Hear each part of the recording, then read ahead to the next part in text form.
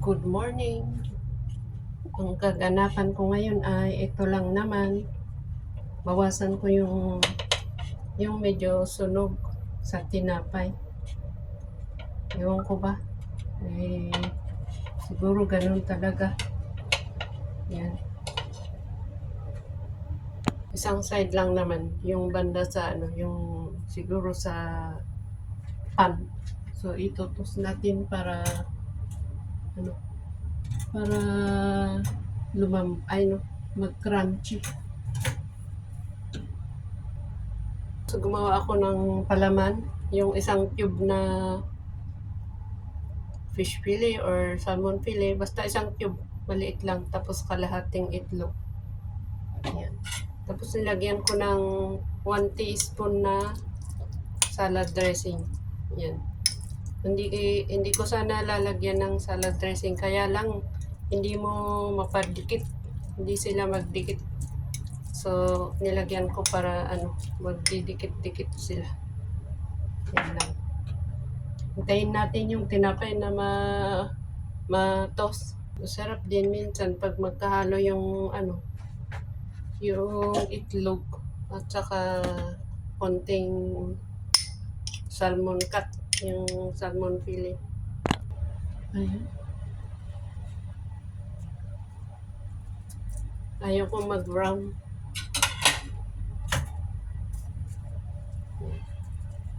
So, ilagay na natin yung ating palaman. Ano ba yan? Nahulog pa yung ang dami-dami pagka kasi kahit isang cube lang pag na mash siya, madami siya.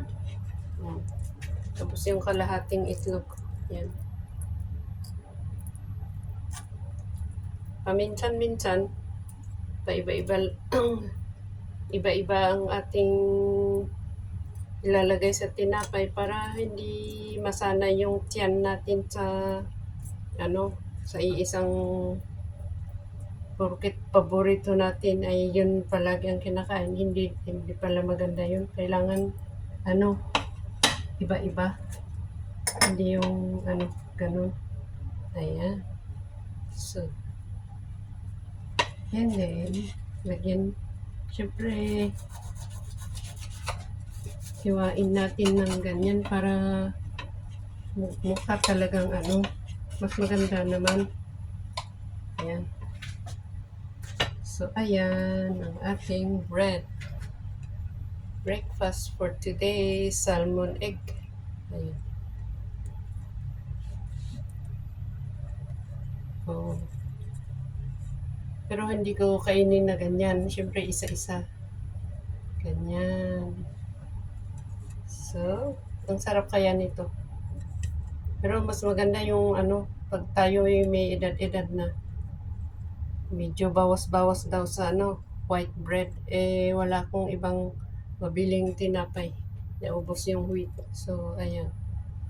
Ang ating bread for today. Good morning. Let's have breakfast. Pasensya na, kalat yung kusina ni Bossing. Wala nang mapaglagyan, kaya dito lang talaga sila. So, kain na po tayo. Pasalamat muna. Okay. Hine-hine yung aking boses dahil nandyan may nakatulog. Mga bossing, hindi pa sila gising. So, ako'y kakain na.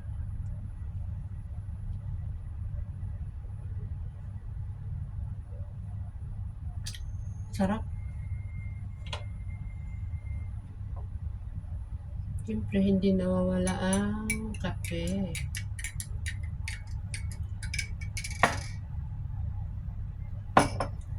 Babay na. Kakain lang ako. Nakakahiyang magnguya-nguya. Bye-bye. Salamat.